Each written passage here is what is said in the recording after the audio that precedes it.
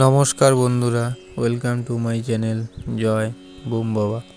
আশা করি সকলে ভালো আছেন এবং সুস্থ আছেন। আজ বলবো নারী বশীকরণ লাল কিতাব টোটকা। চলুন তাহলে শুরু করা যাক। অনেক সময় আমরা সমাজ থেকে কিংবা কর্মস্থলের সহকর্মীদের কাছ থেকে তেমন মূল্য পাই না। তাদের কাছে তাচ্ছিল্যের পাত্র হতে হয়। আপনি যদি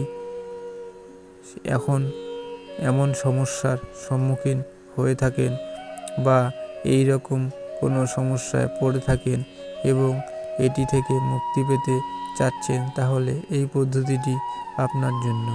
এই টোটকা ভারত উপমহাদেশের বিখ্যাত তান্ত্রিক গ্রন্থ লাল কিতাব থেকে সংগৃহীত করা হয়েছে। তবে খেয়াল রাখবেন, আপনাকে অবশ্যই সৎকর্মবিধি মোতাবেক কাজ করতে হবে। যদি আপনারা ইতিমধ্যে সৎকর্ম সম্পর্কে না জেনে থাকেন, তাহলে এই অ্যাপে আমরা এই বিষয়ে একটি সৎকর্ম বিষয়ক অংশ রেখেছি, যেটি পড়তে পারেন। সৎকর্ম অংশে আপনি তন্ত্রমন্ত্র সঠিক ব্যবস্থা সম্পর্কে জানতে পারবেন।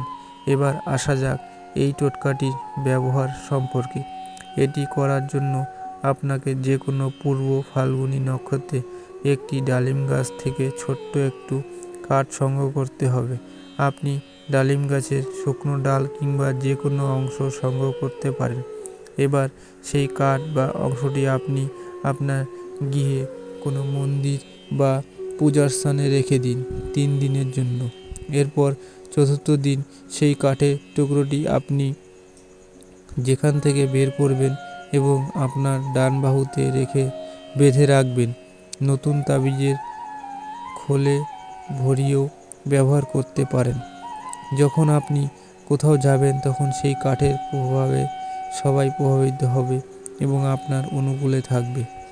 লাল কিতাব টোটকা এমন অমূলক কৌশল যা ব্যবহার করে আপনি সহজেই একজন পুরুষ বা মহিলাকে বশ করতে পারেন।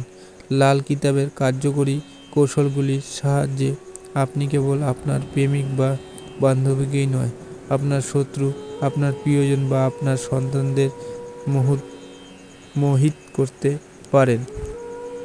তবে এই ধরনের কাজ করতে প্রথমেই গুরুর অনুমতি প্রয়োজন। অনুমতি নিতে যোগাযোগ করুন বুম বাবার সঙ্গে স্ক্রিনে দেওয়া নম্বরে হোয়াটসঅ্যাপের মাধ্যমে। তো বন্ধুরা, আজ তাহলে এতটুকুই। দেখা হবে আবার নতুন কোনো ভিডিও নিয়ে।